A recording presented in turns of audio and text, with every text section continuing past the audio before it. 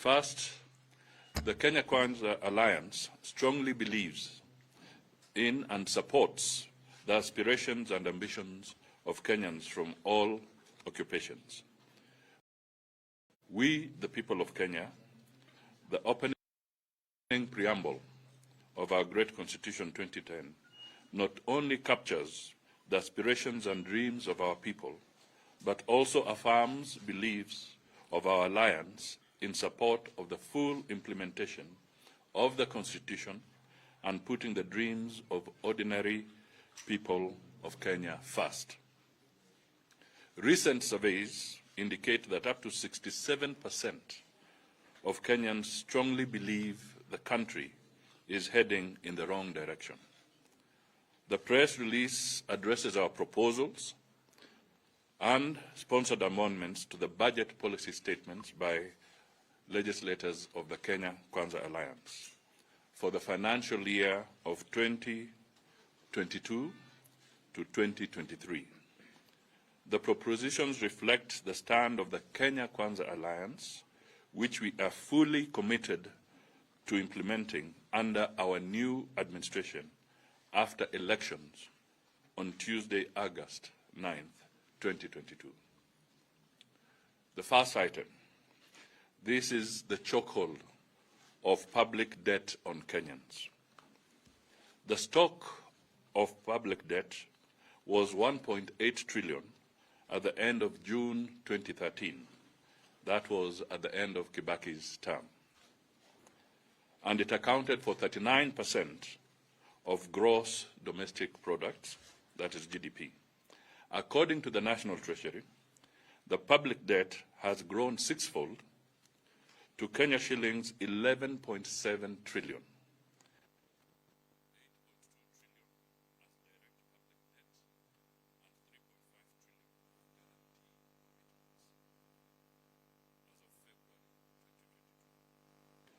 Which is over total loan commitments and stock of debt procured exceed the public debt of Kenya shillings 9 trillion as approved by Parliament in 2019, thereby breaching Article 211 of the Constitution, read with Section 50, Subsection 2 of the Public Finance Management Act of 2012. The Cabinet Secretary for the National Treasury exceeded the set debt ceiling without seeking new approval from the Parliament in total violation of the Constitution and the Public Finance Management Act of 2012.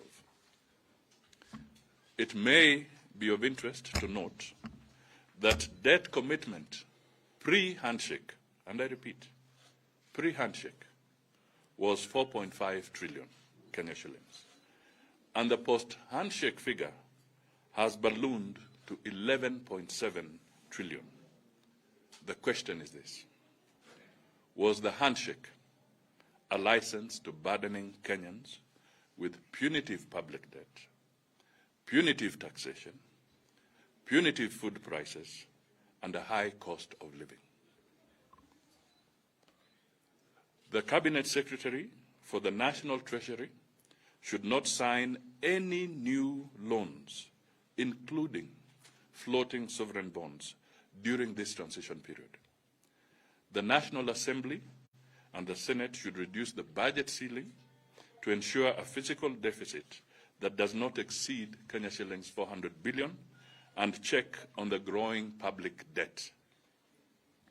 The National Assembly and the Senate must avoid any further strangulation of Kenyans with additional debt by refusing any request for approval of a new debt ceiling. We are aware that the CS for the National Treasury has prepared for submission to Parliament a new debt ceiling of approximately over Kenya shillings 12 trillion.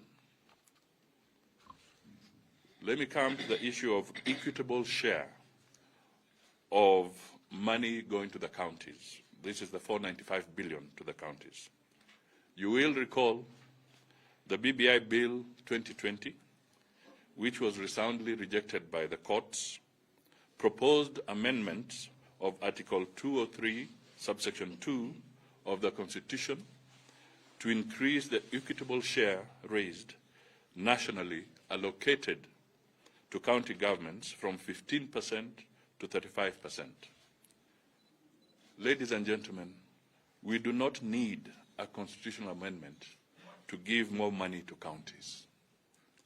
The budget policy statement of 2022 has proposed to maintain the equitable share of the revenue going to counties at Kenya shillings 370 billion. We therefore support the proposal by our members again under Section 25, subsection 7 of the Public Finance Management Act of 2012 to increase the equitable share to counties to Kenya shillings 495 billion. The amendment is in line with Article 203 of the Constitution and represents 35% of the audited and approved nationally raised revenue figure of Kenya shillings 4.6 trillion, as adopted by the House in the audit report of the financial year of 2017-2018. Basically, what we are saying here, if these guys were committed to giving more money to the counties, they should not oppose those amendments or this proposal.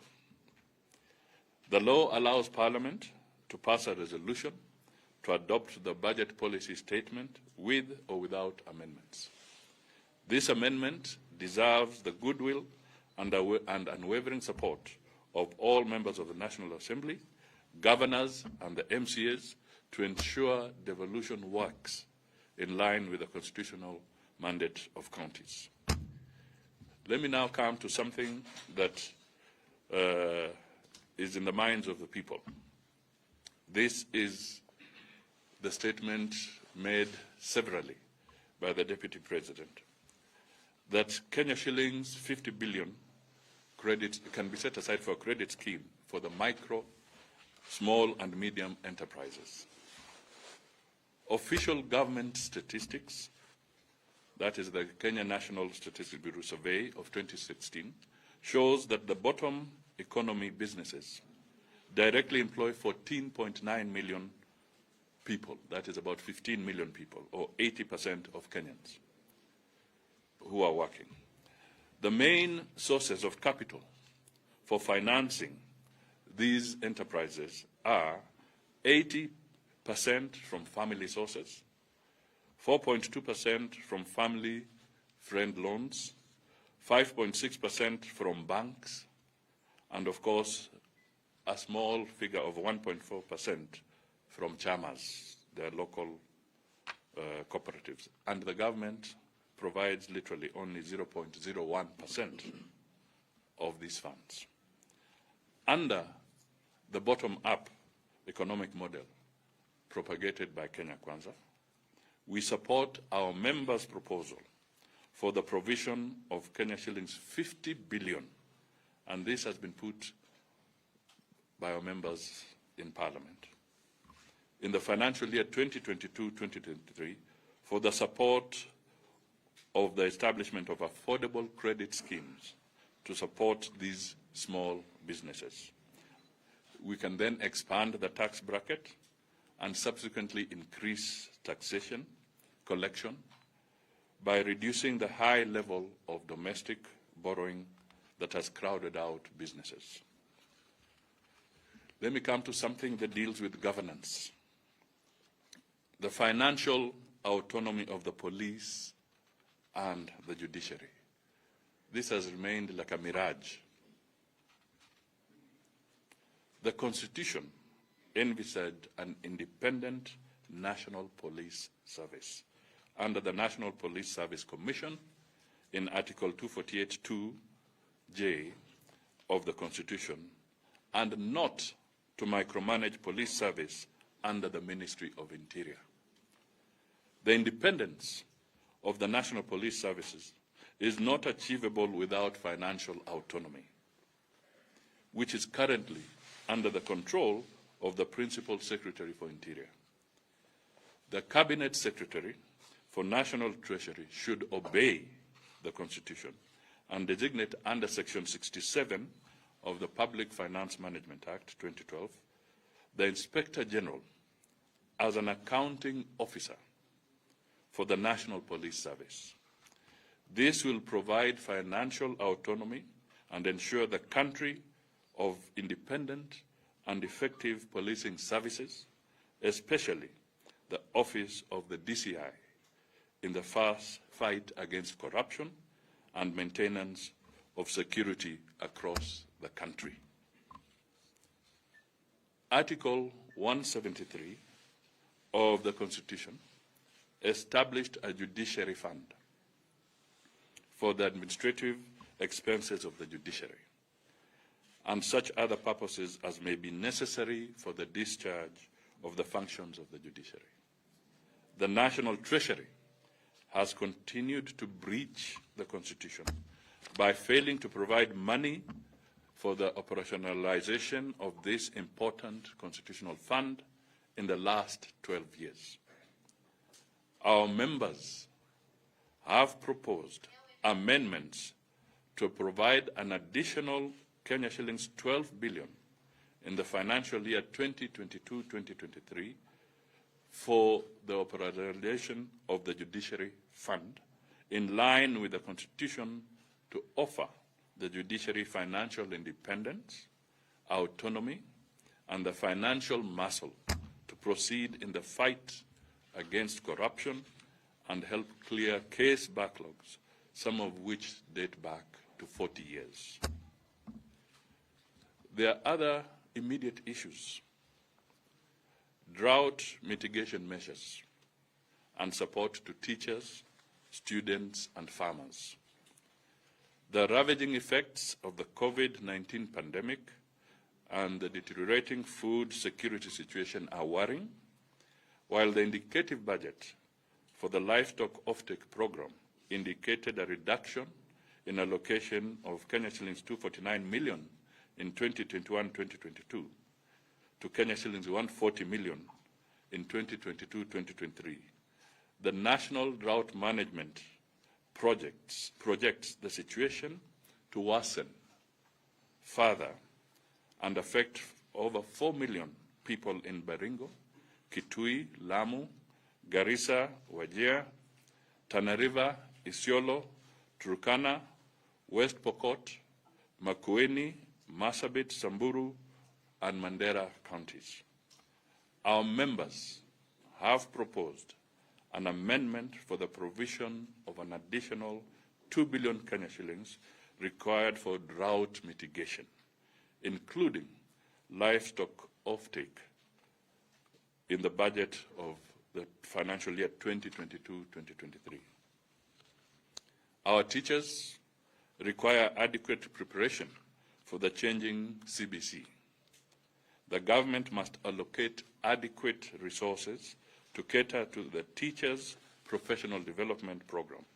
Our members have proposed an allocation of 1.8 billion in the financial year 2022-2023 to cater for this program.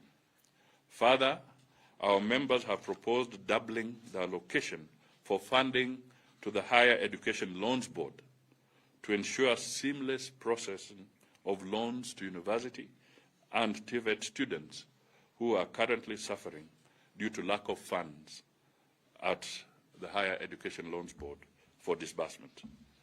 Our members have also proposed an amendment to the budget policy statement to provide for an additional 5 billion for fertilizer subsidy program to bring fertilizer prices down to about Kenya shillings 2,500 per bag. Finally, as Kenya Kwanza, we want to reiterate our commitment to the people first principle. We believe that the people are the rightful masters of both Parliament and the courts. We affirm our resolve to support devolution and the Constitution.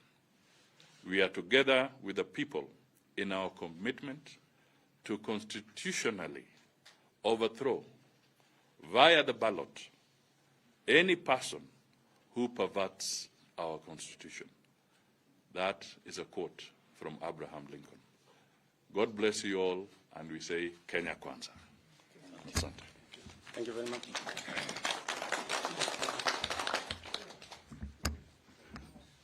This will be provided to you on soft copy Yeah. by the media team.